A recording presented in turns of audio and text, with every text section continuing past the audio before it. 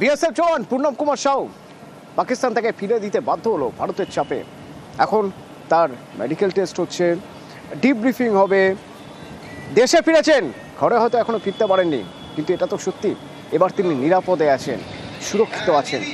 তো ঘরের মানুষগুলো কি বলছে? এতদিন তো টেনশনে কেটেছে, রাত জেগে কাটিয়েছেন তারা।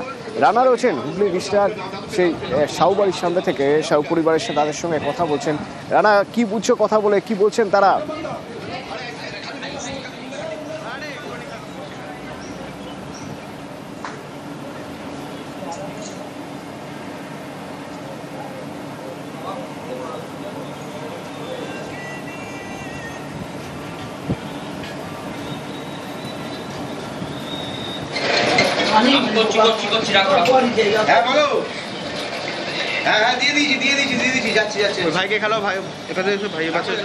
রানার সঙ্গে যোগাযোগ করবো। বাড়ির ছবি দেখছেন সেখানে মিষ্টিমুখ হচ্ছে এবং খুব স্বাভাবিকভাবেই এবার টেনশন ফ্রি, টেনশন থেকে মুক্ত হয়ে গেছেন তারা। মুক্ত হয়ে এখন তাদের মুখে হাসি। কিছুক্ষণ আগেই মুখ্যমন্ত্রী মমতা বন্দ্যোপাধ্যায় ফোন করেছিলেন, খোঁজখবর নিচ্ছিলেন, খুশি খুশি থাকতে বলছেন।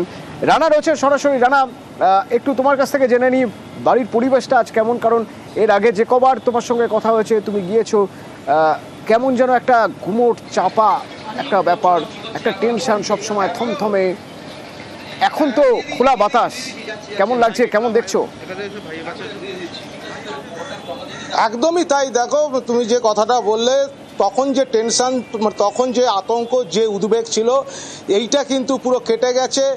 মানে দিল্লি থেকে যখন ফোন আসে যে তার স্বামীকে পাকিস্তান থেকে তাকে ভারতে নিয়ে আসা হয়েছে, তখনই কিন্তু খুশির আবহাওয়া বলা যেতে পারে এক প্রকার পরিবারের মুখে। বিশেষ করে রজনী সাউ অর্থাৎ পূর্ণম সাউয়ের স্ত্রী, সে কিন্তু অন্তঃসত্ত্বা, সে শারীরিকভাবে মানসিকভাবে প্রচণ্ড ভেঙে পড়েছিল। কিন্তু এই যে খুশির আবহাওয়া, তার অন্তত আজকে মুখের হাসিটা দেখা গেল 23 দিন পর।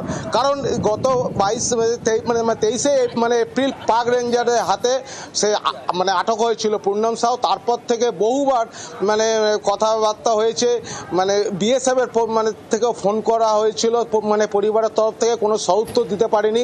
শুধু বলা হয়েছিল ফ্ল্যাগ মিটিংয়ের আহ্বান জানানো হচ্ছে।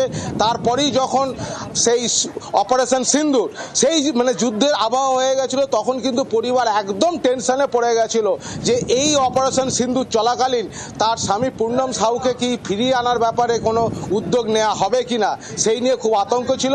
তবে সবচেয়ে বড় খুশির খবর এই মুহূর্তে, বাড়িতে খুশির খবর, রীতিমতো রসগোল্লা বিতরণ হচ্ছে। পরিবারের পক্ষ থেকেও রসগোল্লা পাড়া প্রতিবেশীদের খাওয়ানো হচ্ছে। কারণ পাড়ার লোকও উদ্বেগের মধ্যে ছিল। ঘরের ছেলে যে 23 দিন ধরে সে পাকিস্তানে বন্দী হয়ে রয়েছে, তাকে কবে ফিরিয়ে আনা হবে সেই অপেক্ষা কিন্তু পাড়ার লোকও ছিল। ফলে একদিকে তুমি বুঝতেই পারছো, পরিবারের মধ্যে যেমন খুশির একটা আবহাওয়া রয়েছে, পাশাপাশি শোনা যাক রজনী সাউ উৎকণ্ঠায় উদ্বেগে ছিলেন এতদিন, আজ তিনি কি বলছেন।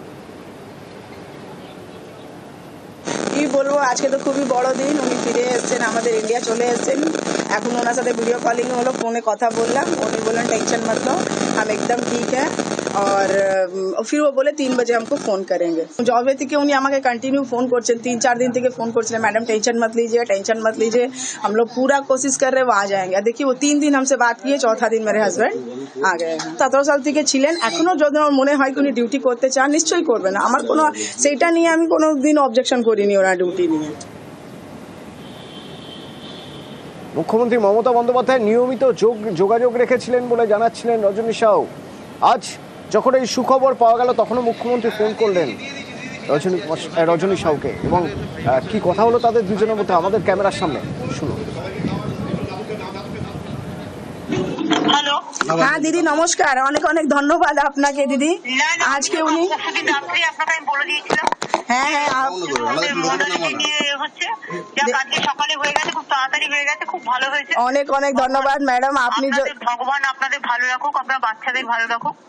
অনেক অনেক আপনাকে ধন্যবাদ। দেখুন, আপনি কল্যাণ স্যার, আমাদের যে চেয়ারম্যান আছেন বিজয় মিশ্রা স্যার, সবাই খুব সাপোর্ট করেছে ম্যাডাম। আপনাদের ছাড়া আমার মনে হচ্ছিল না এটা পসিবল হতো। যেখানে গেছিলাম সেখান থেকে ফিরে আসার জায়গা ছিল না, আমি তো আপনাকে বলে দিয়েছিলাম ভালো আছে।